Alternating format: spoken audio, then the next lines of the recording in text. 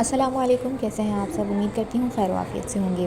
آج کی ویڈیو میں آپ کے ساتھ حضرت یوسف علیہ السلام کی زندگی کے وہ واقعات شیئر کرنے والی ہوں جو اللہ تعالیٰ نے خود قرآن پاک میں بیان فرمائے ہیں، اور میں چاہوں گی کہ ہم سب آج قرآن کی روشنی میں ان چیزوں کو سمجھیں کہ پاکیزگی، صبر اور اللہ پر بھروسہ رکھنے والوں کو اللہ تعالیٰ کیسے عزت دیتے ہیں۔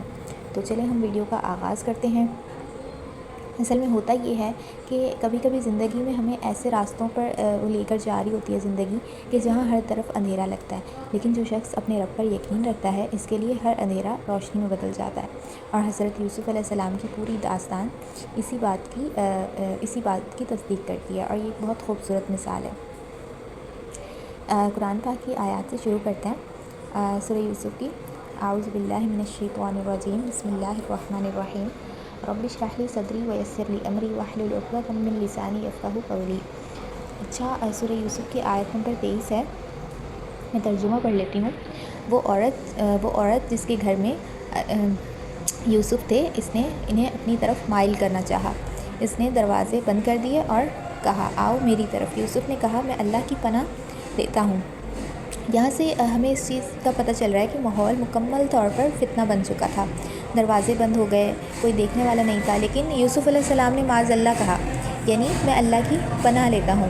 یہاں میں ہمیشہ یہ سوچتی ہوں کہ ایک نوجوان پردیس میں ہے، بے سہارا ہے، پھر بھی اللہ تعالیٰ کی رضا کو ترجیح دیتا ہے۔ یہ ہے کردار اور یہ ہے تقویٰ۔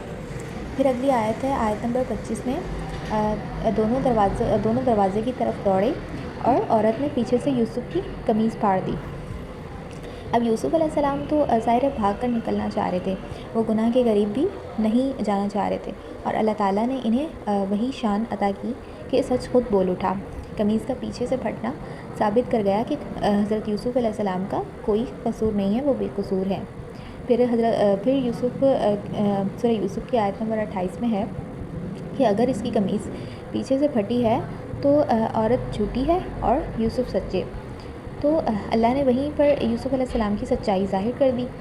صحیح ہے، اور ہمیں اس سے یہ سبق ملتا ہے کہ سچ بولنے والے کو اللہ تعالیٰ کبھی رسوا نہیں کرتے۔ تو یہ آل اوور پورا واقعہ تھا زلیخا کا اور یوسف علیہ السلام کا۔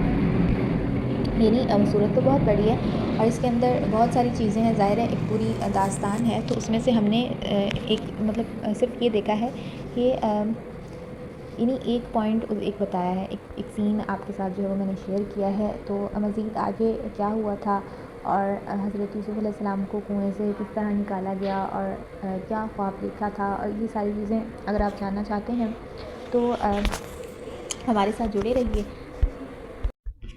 یہ آج کا ایک واقعہ تھا قرآن پاک کی روشنی میں۔ امید کرتی ہوں کہ آپ کے دل کو بھی کچھ نہ کچھ سیکھنے کو ملا ہوگا، کچھ امید، حوصلہ اور اللہ پر بھروسہ اور یقین جو ہے وہ پختہ ہو گیا ہوگا۔ اگر ویڈیو اچھی لگی ہو تو لائک کریں، سبسکرائب کریں اور بیل آئیکن کو ضرور پریس کر دیں تاکہ اگلی ویڈیو آپ تک بر وقت پہنچتی رہے۔ اور اس کے علاوہ اپنے دوستوں کے ساتھ شیئر کریں، واٹس ایپ اسٹیٹس پہ لگائیں، اور جہاں جہاں پر آپ چاہتے ہیں کہ قرآن کی بات پہنچے وہاں ان پلیٹ فارمز پر آپ ویڈیو کو شیئر کر سکتے ہیں۔ ملیں گے نیکسٹ ویڈیو میں نئے ٹاپک کے ساتھ، تب تک کے لیے اللہ حافظ۔